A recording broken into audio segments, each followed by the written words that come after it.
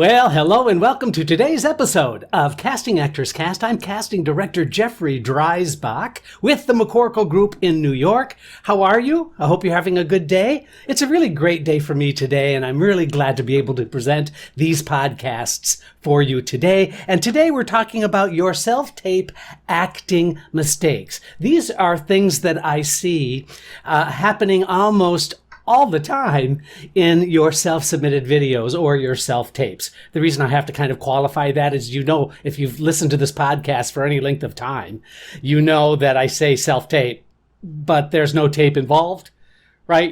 Digital video auditions is just really much more difficult to say. So I say self-tape. So anyway, we're going to cover that, and I'm going to give you some very specific ideas. This is going to be a content-rich podcast for you today. But first, as you know, this is that moment of the podcast where I get to thank you so much for being part of Casting Actors Cast. We've been doing this for a couple of years now, and it's been going extremely well. I love doing these podios, these podcast videos. If you haven't checked out the YouTube channel, Casting Actors Cast on YouTube, please do so.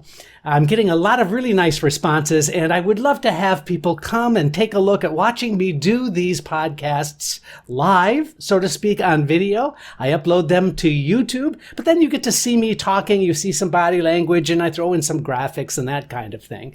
Also, if you want to get a hold of me via email, you can do that at castingactorscast@gmail.com. And if you go to the website, by the way, castingactorscast.com, you're going to see a free downloadable PDF book. And I've got a free video as well. This is a private video, and it's called Casting Director Secrets. And you don't want to miss that. And it's only for filling out that form called Dive into the Talent Pool when you go to the website. I know I say this every time I do a podio, but I just wanted to reiterate that now, in addition to the book on doing voiceover work called Conversation Pieces Out of the Studio, the voiceover workshop for professional actors, you can now get this free 20-minute video on casting director secrets, what they don't want you to know, but guess what? I'm going to tell you. So those are all free. Just my way of saying thank you for being on board with Casting Actors Cast. I would love for you to like and subscribe and to comment. It's your viewership and it's your questions that I can answer that help actually drive the podcast, this podio podcast video. So please do me the favor, send me some questions, and a special promotion as well I wanted to talk to you about before we jump into the subject at hand. So in addition to the free book and the free video that I'm giving you, I really am making a request today for a live video audition from you. In other words, I would love for you to send me your audition video. Now, it can be a monologue, it can be a scene, it can be something that you've been requested to send in and you want another set of eyes. Because here's the idea that I have, but it's only going to work with your help.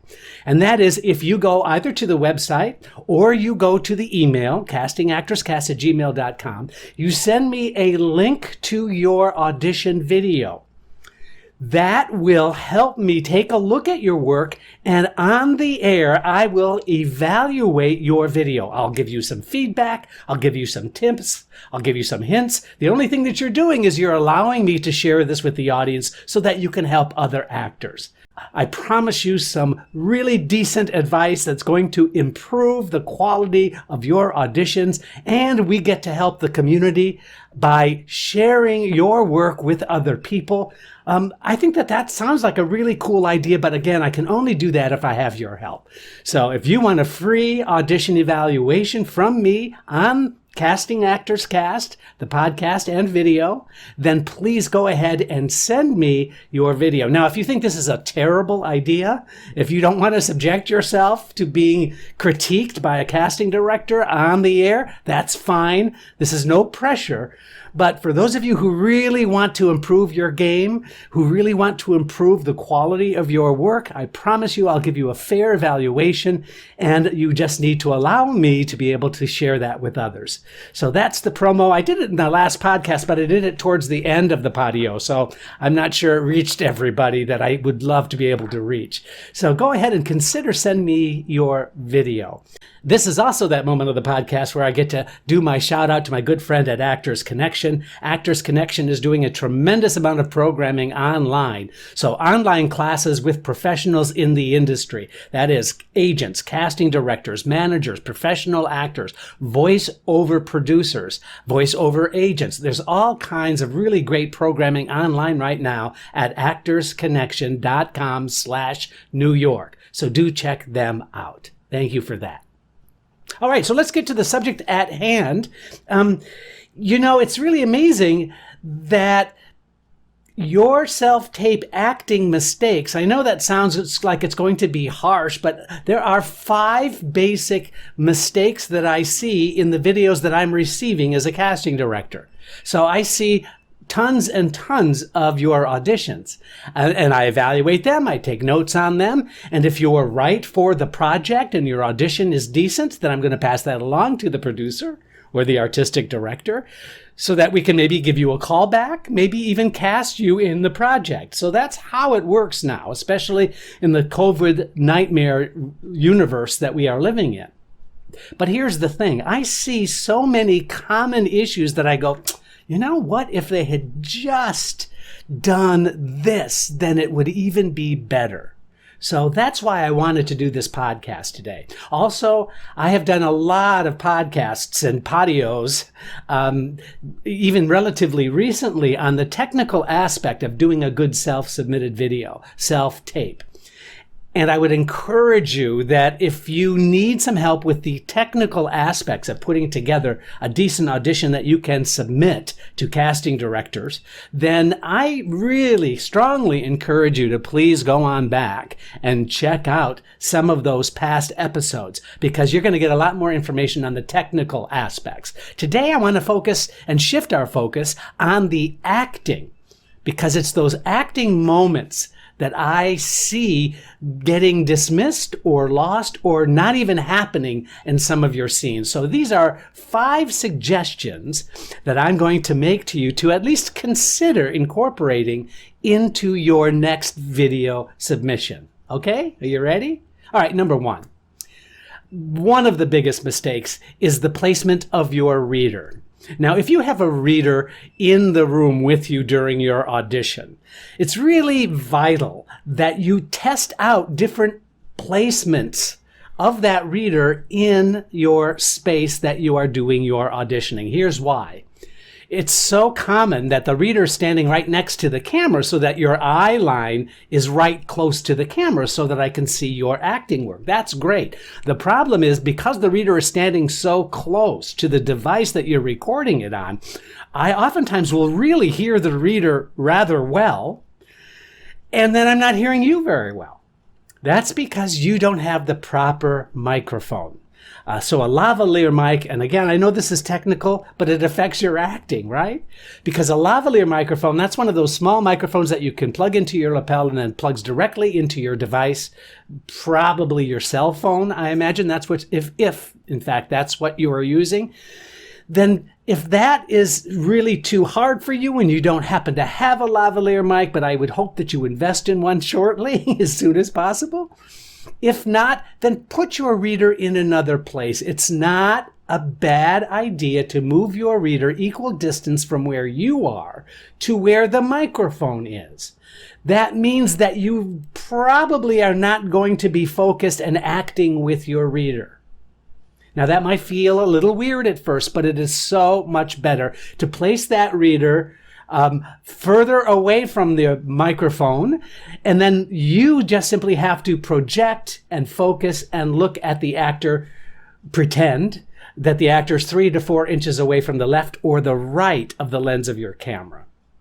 So, reader placement and recording so that there is an equal balance between your work and the reader. Now, if you do have a lavalier microphone, then you are going to hear the reader coming from a distance. That's not terrible at all. The focus should be on you. But again, too many times I just hear the reader really well, And, to be brutal about it, sometimes the reader isn't very great.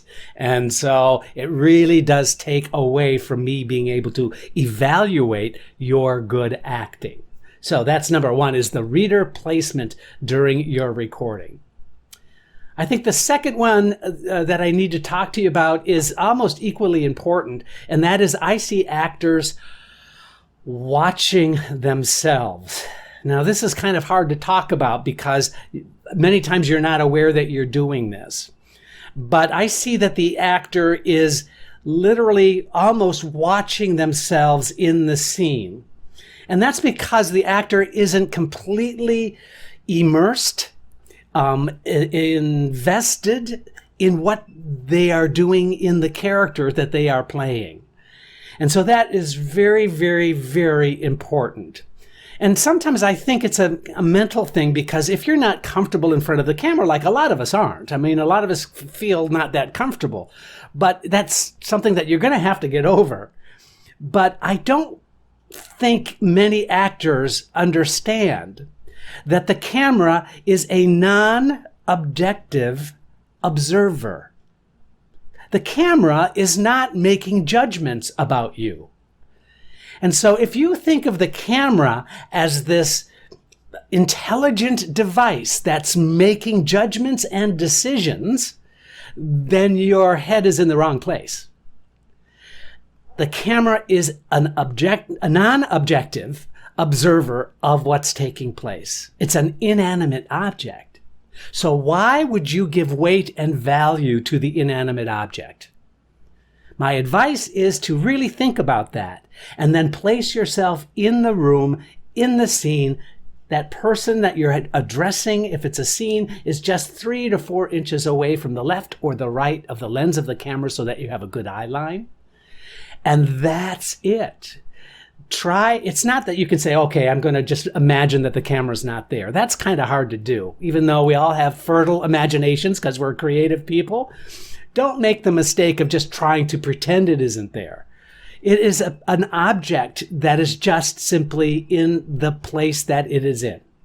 And it is non-judgmental. It's not evaluating what you're doing at any given moment. And I see actors doing that all the time, that they are thinking they're being judged almost. And so they are therefore also judging their acting. Well, when you do that, that sort of layered, dispersed focus, then your acting suffers. To be fully immersed in the choices that you're making, in the character that you're making, is the goal. Now, you might not feel it's 100% perfect, but it really is something to strive for, to try and create a world in which it's just you and the other, if there is another in the scene. It might be a monologue, so that makes that kind of a moot point. But still, your focus has to be to that other. And even if it is a monologue, you're still talking to a person. So really creating that person, really projecting that energy right in front of you is going to serve you really, really well. So hopefully that'll help disperse some of that phobia that many of us have about being in front of a camera. So now let's move on to number 3. And this is also a big one, and it's related a little bit to the distraction of being on camera. But number 3, it's amazing to me how I do not see the actor creating moments in their scene. In other words, the reason that you have a reader in a two-hander scene is so that you can react, so that you can have beats, moments where you're contemplative, good word, where you're working out what is being said and then you're reacting to what is being said. It also will help show you're listening, because otherwise, why wouldn't we just give you a script with just your lines? No. We put another person in the scene so that we can have and understand your relationship to the other person in your acting.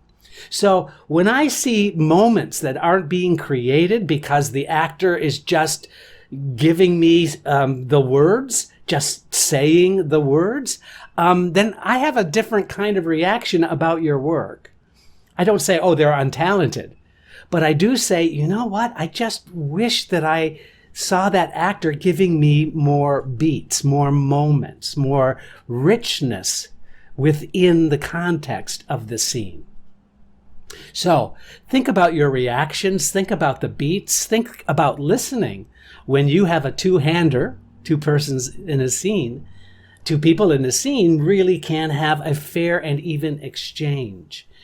And the other, along those same lines, is creating moments doesn't mean that you are disconnected from the reader.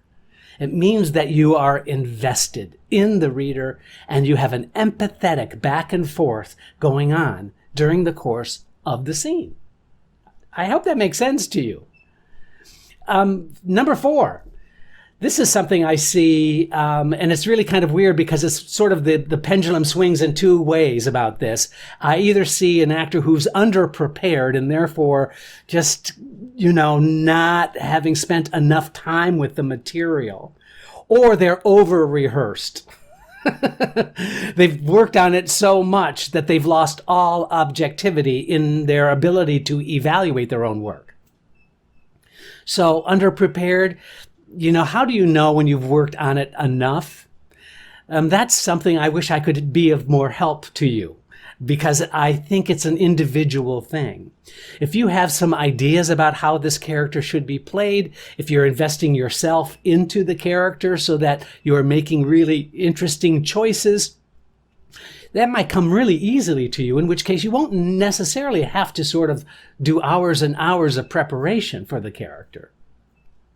So being under-rehearsed means that you think you have it done, you think you got this, and then you go in and then suddenly it's like, what the hell? What am I doing?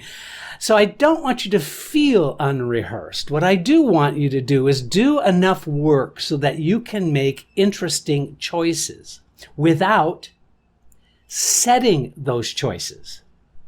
I hope that makes sense. And I'll get a little bit more about that in a second. But under-rehearse is a terrible feeling. It's just because maybe you're saying to yourself, I just don't have enough time, or I have to get this out in a few minutes, or I think I got this, so I'm not going to worry about it. I played this kind of part before. Any of those choices are there. But then when the actual recording of it happens, you freak out. And that's why you're either underprepared, or the opposite is true, is that you keep doing take after take after take after take. And so now you've done maybe 10 takes. You're exhausted. You've spent a lot of time in front of the camera. You've lost all objectivity because you're not able to evaluate what's working and what's not working, right? So here's the rule I have about that. Make sure that you give yourself the rule to do only 3 or 4 takes. That's it. Did I just make you crazy right now? Because actors are like, no, the beauty of self-tape is that you can do multiple takes until you get it right. Well, let me just tell you, if you're doing multiple takes, you're probably not going to get it right. My sense is that if you say to yourself, okay, I'm going to do this in 3, maybe 4 takes, now the adrenaline is a little bit raised, just like it would be in an audition. Now you're not conditioning yourself to the mental process of saying, I can do this until I get it right. Because you know what? In a live audition, you maybe have a couple of times to do it. So why condition yourself to do it multiple times when you should really be in the habit of doing it maybe 3 or 4 times for your self-take? Plus, after 5 takes, right, you've lost all objectivity. Now, unless something disastrous, technical, or, the microphone wasn't plugged in, or, whatever can happen, that's not really what I'm talking about. I'm just talking about your sanity and your interesting choices. They're gone after about 4 takes, I promise you. So give yourself that rule, only 3 to 4 takes, please. Now let's move on to the next, and the final one is, I see most of the time, I see literal interpretations of the script, and I don't see enriched choices. And by enriched choices, I mean that you've spent enough time in the script that you've got really a great idea about where your character is at. You've got a really good idea about the arc of the scene. You've got a really good idea about how you are transformed at the end of the scene than you were at the beginning of the scene. All of those things I know I've talked about in the past. But when I see a really good literal interpretation, my attitude is exactly that. I say, well, that was a good interpretation, but that was not about being interesting. That was about being literal. My suggestion is that you continually work at getting in touch with how you are unique, how your character, because it's you, the actor, making the choices, is different, is unique, is rich. So enriching those choices by giving yourself a lot of opportunities about how to play it. Do the work, but then do not try to recreate what you rehearsed. Know the work well enough that anytime you do a take, that something spontaneous, something interesting, something unexpected can happen. That's when you know you've done a really, really good audition. Once you have gotten all of your technical aspects of your self-submitted videos together, now it's time to expend all of your energy and focus into the acting of your video. In other words, really invest in your character's behavior, like moments, reactions, connections, and then allow the scene to live on its own without recreating what you rehearsed is the best choice you can make for your audition. Because honestly, like I said just moments ago, being spontaneous is much more interesting than showing spontaneous. Being spontaneous is much more interesting than showing spontaneous. Does that make sense? I hope it does. So, ladies and gentlemen, don't forget to send me your audition video if you would like me to critique your self-tape on the air. And that email address again is castingactorscast@gmail.com. By the way, your support is meaning everything to me. Your feedback, your letters, all of that has been so wonderful. So please do me a favor. Could you please review? Could you like? Could you share? Could you contribute? Could you subscribe? In other words, if you show me some love, if I've helped you in any way, then I am so grateful. Please let me know what you thought about today's episode of Casting Actors Cast. I'm Jeffrey Dreisbach. Have a great day. Casting Actors Cast is made possible with your support just by listening. Please like, share, and subscribe wherever you get your podcasts.